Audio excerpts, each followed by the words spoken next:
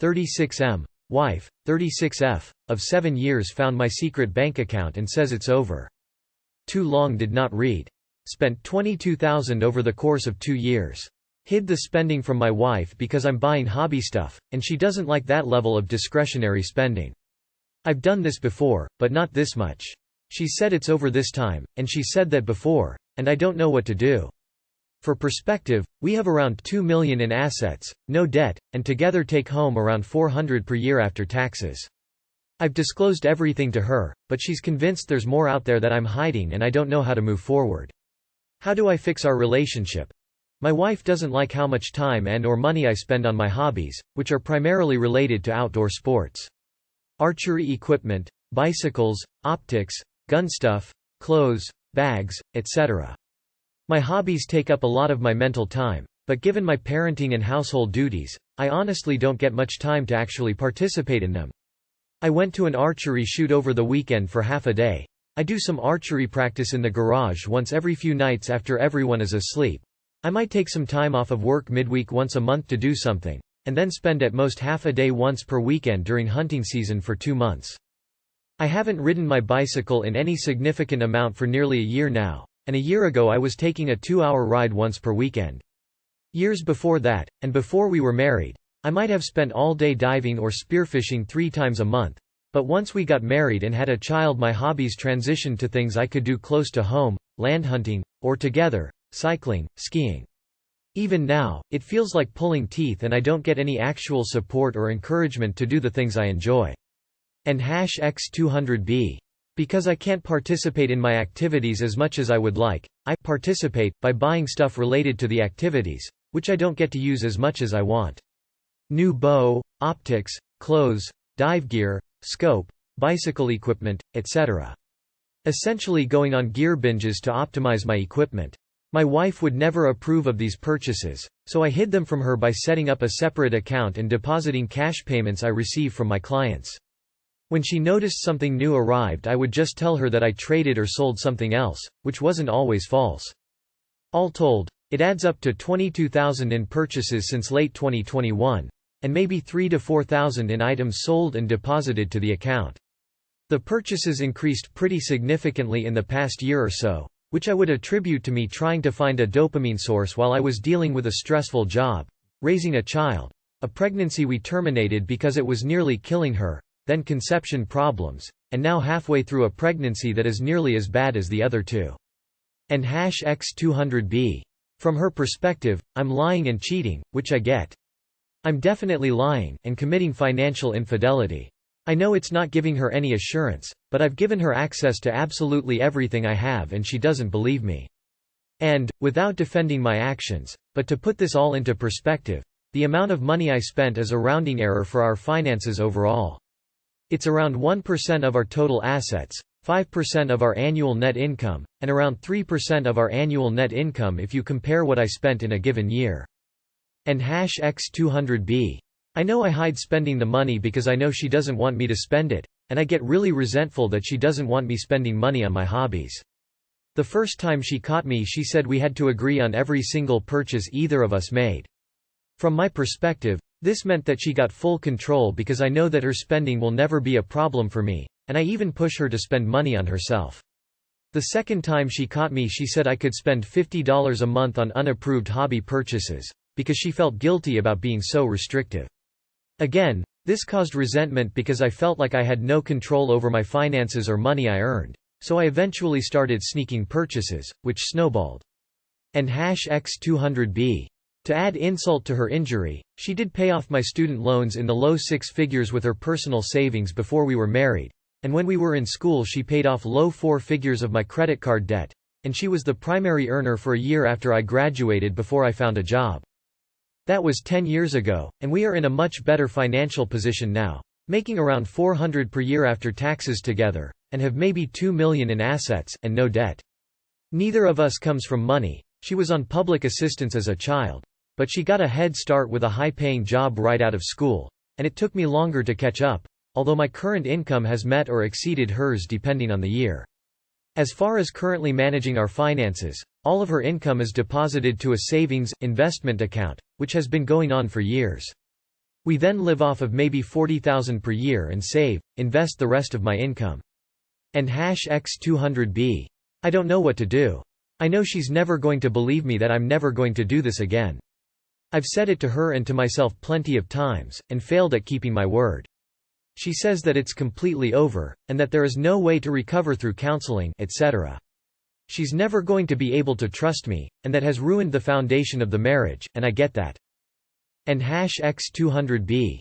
How do I move forward with her and reassure her that we can work through this? She has gone all but no contact with me except to tell me how much a liar I am, and get information from me to look at our finances. I know this isn't about your relationship, I think plenty of people have weighed in. But if you're spending $10,000 a year on things you don't truly need, and you can't actually use all that much, for the dopamine, then you're potentially on the road to an addiction to shopping. Keep that in mind. I don't know how old your kids are, but I bet another issue is that you spend so much time on these hobbies and your wife doesn't get the opportunity to take a day off randomly every couple weeks, and can't just disappear into the garage after hours. I'm just assuming based on statistics about men not helping domestically and women on average doing more labor. 2M in assets is also irrelevant. Do your kids have college funds and down payments for their future completely set up? Does your wife feel safe with guns? Why did you originally hide purchases the first time? Did you just do it for convenience, or did she express opinions about those hobbies? What was the reason? She's done. You did more than lie, you created a secret bank account to hide your lies. Listen to what she's saying and accept it. It's time to focus on finding a good divorce attorney so you can get an equitable asset split and move on. He is literally going behind his wife's back, he is wrong. Just because someone doesn't like something doesn't make her controlling. It's the principle of the matter. I hope she moves on and finds a person that can be honest. If you felt so confident in your right to hobbies, fight for what you believe. Instead he lied and was deceitful.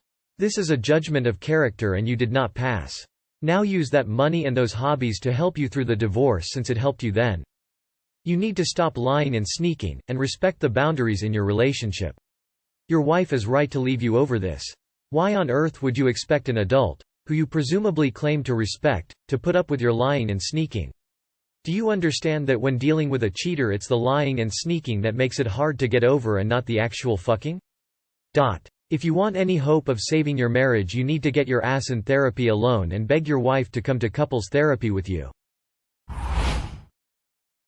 My 30 male, wife, 33 female, admitted to emotional affair. My 30 male, wife, 33 female, admitted to emotional affair. My wife and I have 2 children together. The second half of last year she became close with a group of males at work. She became extremely distant with both myself and our kids during this period, to which I became frustrated and made my feelings known. She refused to stop talking with these individuals, which was private text messages and group chats. I said at least be open about what they spoke about, but she refused. Naturally I became concerned, even more so as one of the individuals she had been told found her attractive, and numerous repetitive comments were made. In December, the month of my 30th birthday, she only seemed to increase the contact with these individuals, whereby it was constant, phone calls or texts on a group chat. She was distant with both me and the kids and would mostly not get up to help open their advents for Christmas. Just before Christmas she asked me to move out in January, to which I agreed as I was upset about everything and hoped the space would make it better. Around the 30th of December, I overheard her on the phone at midnight when she was supposedly asleep after my son had woken up. I went into the room and it was a guy from work, let's say named John. I was angry and she immediately hung up the phone and said she didn't know what he wanted. I was in shock and thought my fears were coming true, so I left for an hour. I left in January but was entirely heartbroken. She denied any feelings for John for ages. Please note he's married with 4 kids and is a colleague who works all over the county. I found out in February that after the midnight phone call John's wife had halted all contact with my wife and the people in the group. My wife subsequently admitted to having feelings for John in February. She now wants to get back together, but I said I must see he phone, which is protected like the ground jewels, to establish whether anything else happened and make sure she is being honest that it was only emotional, but she is refusing, saying it's a breach of her privacy. I'm angry and looking to move on without her, but gutted to break up the family unit. I am on the brink of moving on completely due to a lack of trust. I don't know how to proceed. She only wants you back because John's not an option. You and children deserve better, and make sure you fight for your share of custody. A lot of custody is 50-50 nowadays. Sorry man, but her plan A got caught by his wife and wasn't willing to leave for her, so she's hitting plan B no remorse because she believes she's doing you a favor. She's a liar and a cheat. Most likely this was physical as well as an emotional affair. Do yourself and your kids a favor by letting her go. Don't be a backup plan. She doesn't sound like mom of the year either, so maybe joint custody might make her at least appreciate the kids. Edit. Thanks for the award. Moving on is probably the best thing you can do. I know it hurts to break up the family, but why torment yourself to someone who is disloyal, untrustworthy, and has no transparency? She was willing to forget about you and the kids to pursue her own interest, and now that she sees her safety net is moving on, she wants you back. Please don't. Spare yourself the pain and heartache. Is it possible to visit John's wife and get a detailed description from her on what she found? She got rid of you to clear the way for her to be with John. However, John's wife found out and John clearly chose her, so your wife was left with no one. Now she wants you back. You're her husband but still her second choice. You've laid a boundary that you want to see the phone, but she refuses. The only real reason for this is that she knows there's stuff on there that she desperately does not want you to see, but she doesn't want to lose, so won't delete it. Divorce and move on. Found out my 25 female boyfriend, 26 male, of a year cheated on me the day we moved in. Found out my 25 female boyfriend, 26 male, of 1 year cheated day we moved in together. Been dating a man for the past year. Everything was near perfect. He treated me insanely well. Did not have all the other crazy, toxic traits I saw in other guys my age. I was in between moving home for a few months, to save a little, or get a spot with him. After numerous discussions and plans we decided to get a place. Yesterday he helps me finish packing and we move everything. He moved 4 hours to this side of state. We unpack and get settled. Right as we're about to watch a show I see a text pop up on his phone.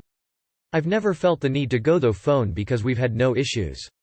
The message said something along the lines of, "I miss you." I wait a few min. Go to restroom to gain composure and came out to talk to him. I simply asked to see his phone.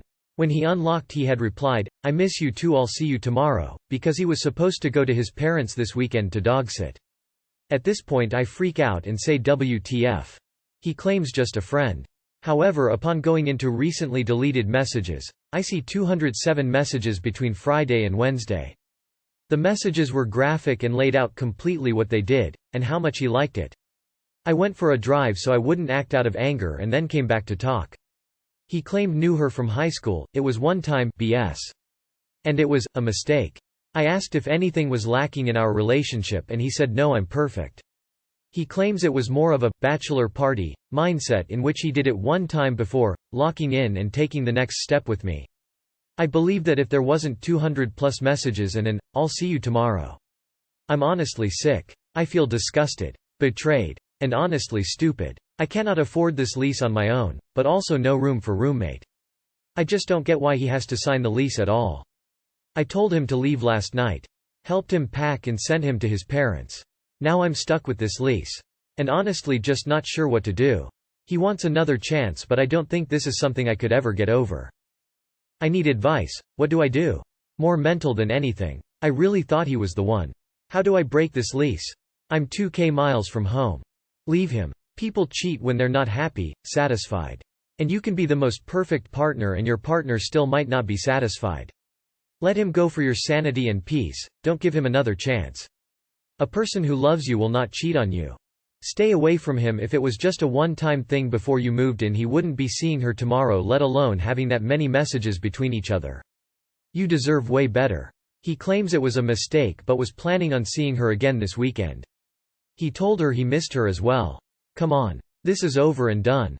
What you need to do is figure a way to get out of the lease. Is his name not on the lease? If so, he is still responsible for his half of the rent. Nah, leave him and speak to your landlord right away. You'd be surprised in these situations they may even help you break it or get you a roommate to finish the term. Also look into nearby colleges for roommates, people need them all of the time. My boyfriend, 23M, is annoyed that I, 21F, want to be around him to feel safe after I was assaulted. Almost 2 months ago, in early May, I was assaulted by a complete stranger when I was walking to my car at night after partying with my friends at a club. I won't go into details about the assault, but it involved me being sexually assaulted and having to spend a night in the hospital for a concussion. I still blame myself for being drunk and not asking one of my friends to walk with me to my Uber pickup spot. Not to mention it was like 1 in the morning, so ever since I have blamed myself for putting myself in the circumstances of allowing it to happen. The assault has left me with severe anxiety, and I haven't had sex with my boyfriend since because I start to have panic attack symptoms that debilitate me. This has annoyed my boyfriend, and I have tried to tell him that it has nothing to do with him, but he will still say things like, "Why are you acting like I'm the one who did it?" I think that my boyfriend also has resentment towards me because he also says things like, "Well, I told you that I didn't like you partying in the first place, and it just makes me feel so much worse." I have developed this deep fear of being physically alone, and my parents aren't around. My mom lives in a different state and my dad, who I live with, travels every week for work. I will sometimes ask my boyfriend if I could stay the night at his place, and of course when I first started asking he thought it was sexual, but when he found out that I just wanted to cuddle up next to him and feel warm and safe, he got annoyed. Now he seems to be mocking me and told me tonight to buy a teddy bear, because he's busy. I totally understand that he needs his space, so instead I'm staying with a friend, but I just don't understand where his hostility is coming from. My entire life seems to be collapsing, and I don't know how to deal with it. What are some things that I can do to stabilize my relationship before it falls apart too? I've been there. This man is not a partner. Our relationships are a team, and someone who loves you will not mock you after surviving a violent crime. He's being cruel to you on purpose. Toss him out. He's not supportive and you're not any safer. He really doesn't give an ass hair's width of a fuck about you. Holy shit. Why would you want to stay with someone who treats you like this? Your boyfriend is a heartless asshole. He can't and won't protect you. He does not understand your needs. My boyfriend doesn't either, which is why I'm planning my exit. Don't make my mistake. Men are capable of love and respect, and they still exist in this world. Dump this loser for a real man who will take care of you. The longer we stay with these boys reduces our chances of finding the right partner. Dump that asshole. A partner is supposed to be somewhat a precursor to marriage, to comfort her. If he's annoyed at this, then you need to dump him. This is only a small preview of his lack of empathy. Then get into therapy for your trauma.